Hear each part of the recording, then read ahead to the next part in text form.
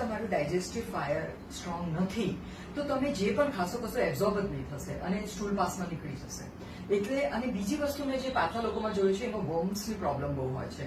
એટલે જ્યારે તમે ડીવર્મિંગ ટ્રીટમેન્ટ એટલે વર્મ્સની ટ્રીટમેન્ટ અને ડાયજેસ્ટિવ ફાયરની ટ્રીટમેન્ટ પ્લસ અમારા ઇન્ટેસ્ટાઇનની એક પેરિસ્ટેલિક મુવમેન્ટ હોય છે. એ પેરિસ્ટેલિક મુવમેન્ટના કારણે ન્યુટ્રિશનનું એબ્ઝોર્પ્શન અને એક્સક્રીશન થતું હોય છે અને લીવરની એક પ્રક્રિયા હોય છે. તો લીવર અને ઇન્ટેસ્ટાઇન એ બંને સ્ટ્રોંગ હોવા બહુ જરૂરી છે. અગર એ સ્ટ્રોંગ થયા તો ચરબી વધારે પણ નહીં બનશે અને ઓછી પણ નહીં બનશે. મીડિયમ ફેટ, કેમ કે આપણા બોડીમાં ફેટ તો જોઈએ જ. આપણે બોડીમાં ફેટ ના હોય તો આપણા ઓર્ગન્સ પ્રોટેક્ટ કેવી રીતે થશે? પર આ બંને લીવર અને ઇન્ટેસ્ટાઇન અગર સ્લરિશ થયા તો ઓવર ચરબી પણ બનાવી શકે અને લેસ ચરબી પણ બનાવી શકે.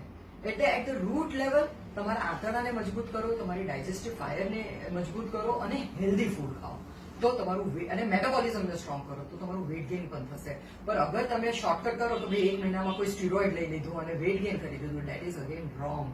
એ ખાલી તમારા અંદરના ઓર્ગન્સને ડેમેજ જ કરશે. એ તમને રાઈટ સોલ્યુશન નહીં આપશે.